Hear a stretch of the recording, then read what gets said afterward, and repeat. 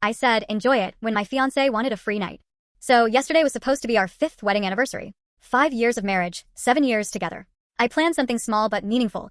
A fancy dinner at the restaurant where he proposed, then a walk around the waterfront like we used to do when things were still good. Except, apparently, I was the only one who still cared. The truth is, the signs were creeping in for months. My husband, D, had been acting off. Not in the dramatic, movie-style affair way. More like the subtle, bitchy kind men do when they want to pick fights over nothing. He started complaining about everything.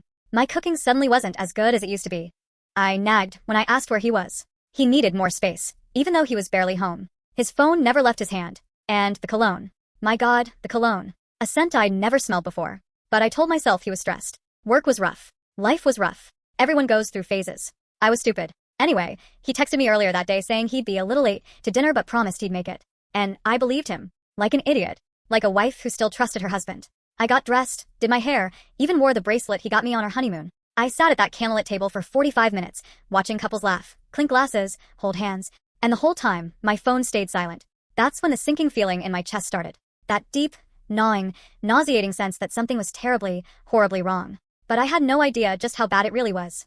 After about 45 minutes of sitting there alone like an abandoned puppy, the waitress came over for the 3rd time, giving me that polite but pitiful smile people give when they're trying not to judge your life choices. Still waiting for someone? She asked softly.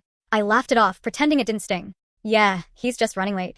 Except he wasn't just running late. He wasn't texting. He wasn't calling. He wasn't even pretending to care. I finally picked up my phone to check if maybe I'd missed something. Nope. Nothing. So I opened our shared location. Yes, we share locations. Married couples do that. Or, at least, normal married couples. And that's when I saw it. His little wasn't moving toward the restaurant. It wasn't even anywhere close. It was sitting at a hotel. A hotel neither of us had ever stayed in. A hotel he had absolutely zero reason to be near. A hotel known for one thing. Renting cheap rooms by the hour. My heart didn't even break. It just froze. Like the kind of numb where your brain refuses to process the truth because if it does, it will swallow you whole. I zoomed in. Zoomed out. Closed the app. Reopened it. Still the same. Still him. Still that hotel. I told myself it had to be some work thing. Some emergency. Something that made sense. Because what kind of man cheats on his wife on their anniversary of all days? Mine, apparently. The worst part? As I stared at that little, I prayed.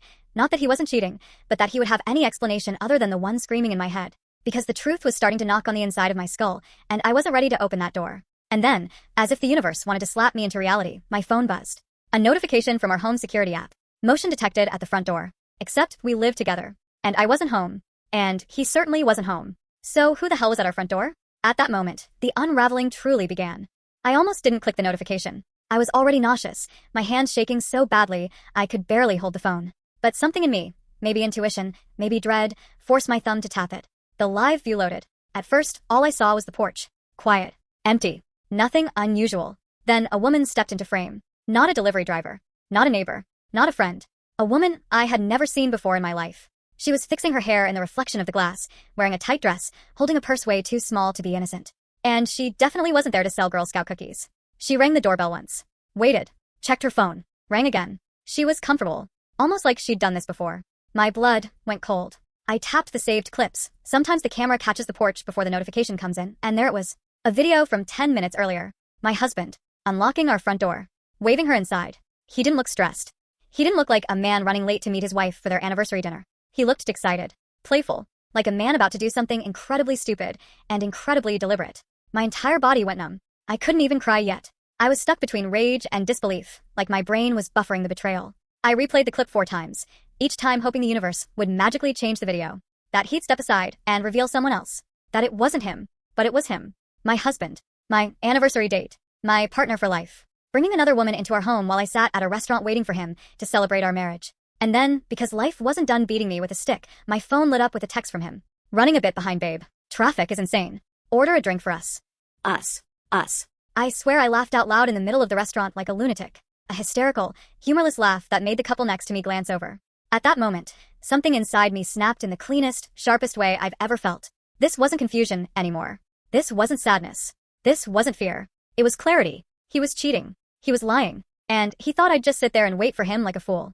He had no idea what was coming. I don't know how to describe what came over me. One second I was sitting there with my heart in my stomach, and the next it was like a switch flipped. A calm, icy, almost mechanical version of me took over.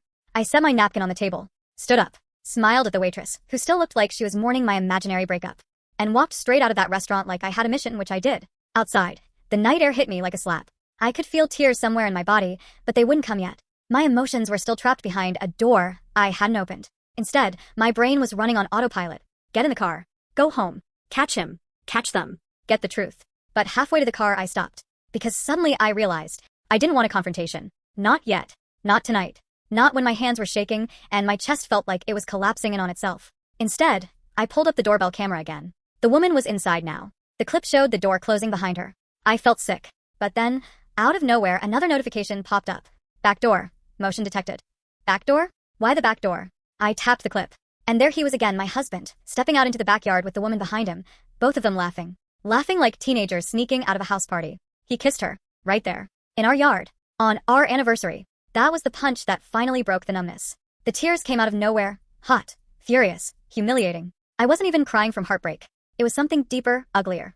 How dare he? How dare he treat me like a placeholder? Like an afterthought? Like a woman who wouldn't notice or care. I stood in the parking lot crying, shaking, wiping my face with my sleeve because I didn't even have tissues. People walked by, probably thinking I'd just been dumped. If only they knew the truth. I was watching my marriage collapse in real time, through a security app. And then my phone buzzed again. Another text from him. Traffic finally clearing up. Be there in 10. I actually laughed again, a short, sharp, broken sound.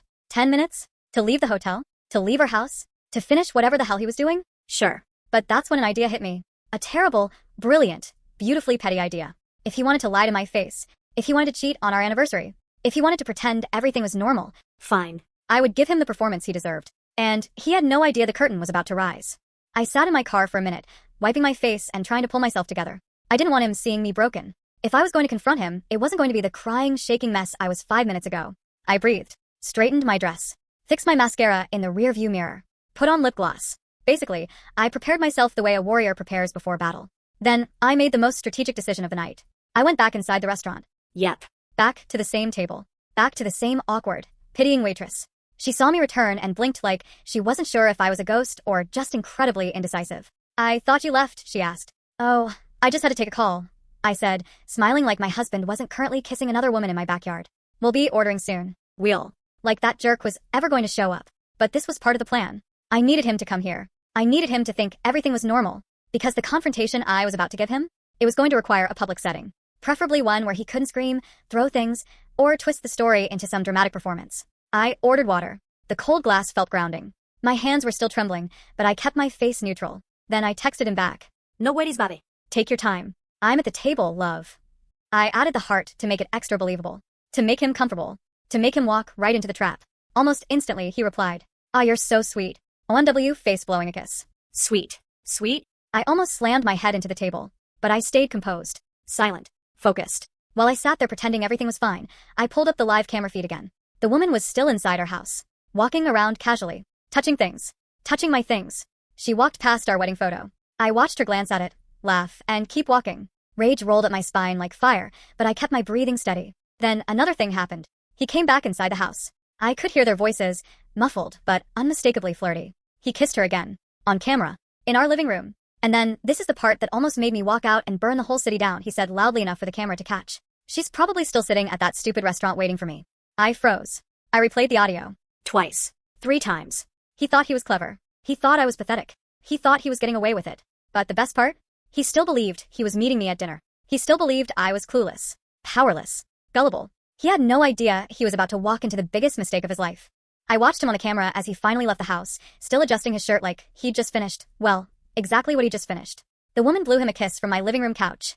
My couch. The audacity was so wild it almost felt like a comedy sketch. He strutted out the door like some kind of victorious peacock, not like a grown man cheating on his wife on their anniversary. He got into his car, started the engine, and drove off, straight toward the restaurant. I sat there at the table, heart pounding but strangely calm. It felt like standing in the eye of a hurricane. Everything around me had been ripped apart, but inside that moment, stillness. I took another sip of water, adjusted my napkin, checked my phone, his little blue, that was getting closer. It was showtime. A few minutes later, he walked in. The instant I saw him, my stomach twisted. Not because I loved him, no. Something deeper, like my body realizing it had been living beside a stranger for years. He approached the table with that stupid, smug smile plastered on his face. The one he always used when he thought he was being charming. There she is, he said, leaning down to kiss me.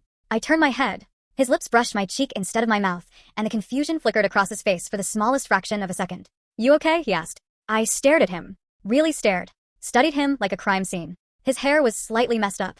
His shirt wasn't tucked the way it usually was. There was lipstick, not mine, faintly smudged near his collarbone. But he didn't know I could see all that. He thought he looked perfect. "I'm fine," I said with a smile that felt like glass in my mouth. "How was traffic?" He rolled his eyes dramatically, dropping into his seat like some victim of the highway system. "Ugh, terrible," he said. "You wouldn't believe it. Everyone decided to drive tonight."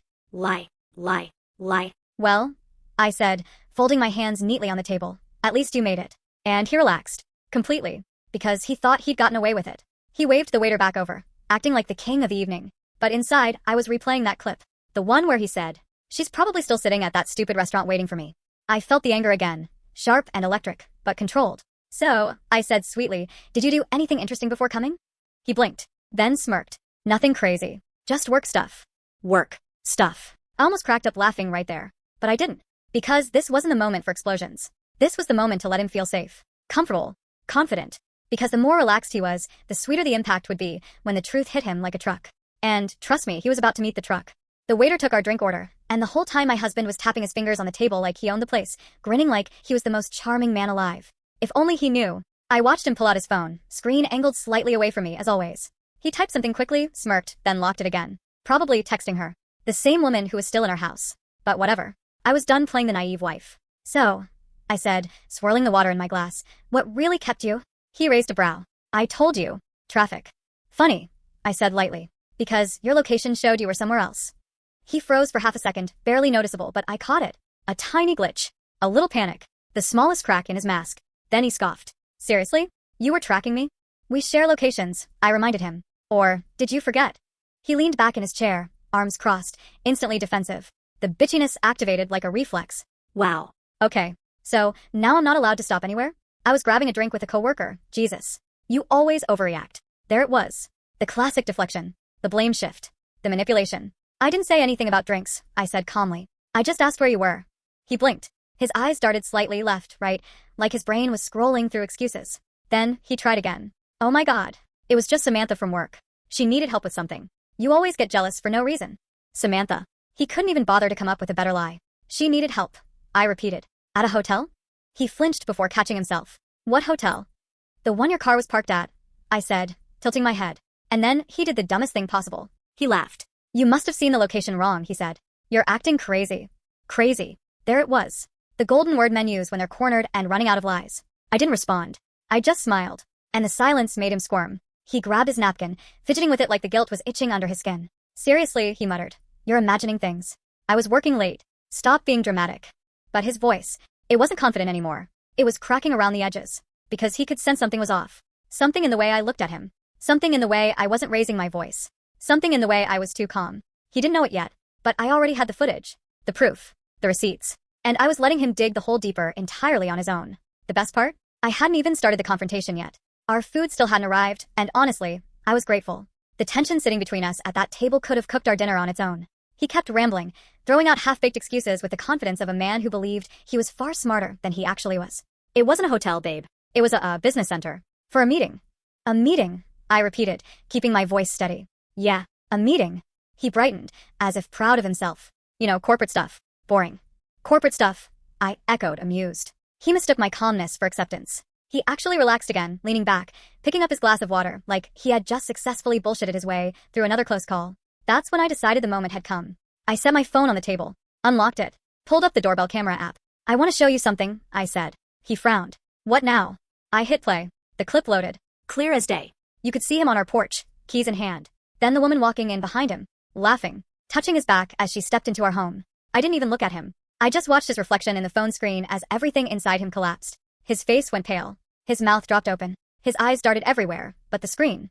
"What is that?" he managed, voice thin. "You tell me," I said. He swallowed hard, his throat bobbing like he was trying not to choke. Are you serious right now? You went through my cameras?" "Our cameras," I corrected. That's such an invasion of privacy." I laughed, actually laughed, because the irony was too unbelievable. "You brought another woman into our house," I said.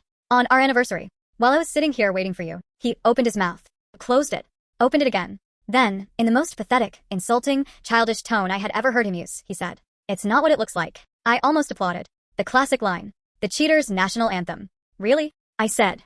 "Because it looks exactly like you bringing a woman inside our home and kissing her in the backyard." His face drained even further. He knew I had seen that clip too. It's okay, listen, he stammered, leaning forward like he was about to deliver the world's greatest explanation. She's just someone from work. Someone from work, I repeated, deadpan. Yes. She needed help with, a project. At our house.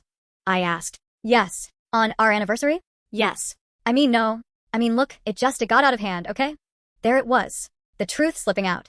I watched him squirm, sweat starting to form at his temples. He wiped his face with his napkin, hands trembling slightly. Okay, he said, finally lowering his voice. Fini. I messed up, but it didn't mean anything.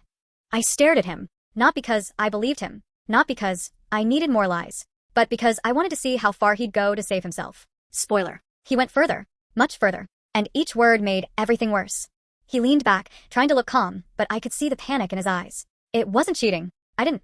She's just a friend. You're overreacting, he stammered. Overreacting? I repeated. You brought her into our house. On our anniversary. And kissed her. How? Is that not cheating? He blinked, then tried another classic move. Guilt-tripping. You always make everything so dramatic. You'd never trust me anyway. I laughed. Bitter, low, sharp. You're right. I wouldn't trust you. After tonight, how could I? He swallowed hard, sputtering excuses, twisting words, trying to gaslight me. But I'd already made up my mind. The betrayal was too big. The lies too many. And for the first time that night, I felt a strange clarity. I wasn't afraid anymore. I wasn't going to cry. I was done. I just needed to decide how to finish this, fast. By now, the restaurant had quieted down a bit, but I didn't care. I wasn't trying to keep appearances anymore. I was done pretending. I pulled out my phone, opened the doorbell footage again, and let him watch every humiliating second. Him unlocking the door, the woman walking in, the kisses, the laughs, everything. His smug, confident mask shattered in real time. It's not what it looks like, he stuttered, voice cracking. I raised an eyebrow. Not what it looks like. You kissed another woman in our backyard while I waited at dinner. How else am I supposed to take it? He ran a hand over his face, pacing slightly. We didn't, it's complicated. Complicated, I echoed, my voice louder now, cutting through the soft restaurant hum. You call cheating on your wife on your anniversary complicated? He tried to lie faster than his brain could keep up. Sheets, I didn't mean it. I swear. I was lonely. I thought I deserved one free night. I felt the last thread of my patience snap. Enjoy it, I said coldly. You had it. He looked at me like I'd lost my mind. Wait, what? I said enjoy it. I repeated. Because that's exactly what you did. And now, congratulations. You've ruined everything. I watched as his face went from confusion to anger to desperation. All in seconds. You can't just, he started, but I cut him off. Oh, I can. And I will. The wedding is cancelled. Everything we planned, gone. And everyone will know exactly what you did. I pulled out my laptop, connected to the doorbell footage, and started uploading the clips. I felt no guilt, no hesitation, just a fierce, righteous fire. He shouted, tried to grab the laptop, called me crazy, called me controlling, begged, pleaded, and lied some more, but it was like background noise. I wasn't listening. I was finished. When I hit post, I felt an enormous weight lift off my shoulders. The man who had lied to me, cheated on me, humiliated me, he was powerless. And for the first time, I felt free. Once the clips were live, I left the restaurant without saying a word. The streets blurred as I drove, tears finally spilling freely, hot and messy. Anger, betrayal, humiliation, it all hit me at once. I kept replaying his face, the way he tried to twist reality, how he acted like he was the victim. And I realized something important. This wasn't just about one night. This was years of small lies, manipulations, and disrespect stacked on top of each other. By the time I reached my sister's house, I was exhausted, physically and emotionally. But somewhere beneath the heartbreak, there was a spark of relief. Relief that I didn't have to pretend anymore. Relief that I didn't have to sit across from him, smiling while he lied to my face. We talked for hours, mostly me venting, her listening. And as the night went on, I felt a strange clarity settle in. I deserved better. I deserved honesty. I deserved respect. And I realized I wasn't going to let him control my emotions or my life anymore. The next few days were surreal. My fiancé, or rather, ex-fiancé now, tried everything, frantic calls, texts, emails, begging, lying, blaming me for being too dramatic. I didn't respond. Not once. Instead, I focused on myself. I sorted through the apartment, took down reminders of him, and started reclaiming space that had been emotionally hijacked for years. Every item I packed felt symbolic, my freedom in tangible form. I also started therapy, journaling my thoughts and emotions, and leaning on friends and family. It was exhausting, but it was necessary. Anger, sadness, humiliation, they all had to be processed, not ignored. Finally, I made it official. I canceled the wedding, changed our plans, and cut him out of my life completely. It wasn't easy. There was grief, even for the person I thought he was. But I knew staying would mean betraying myself. And for the first time in years, I felt powerful, not because of revenge, but because I was finally choosing me. It's been weeks since I officially cut him out.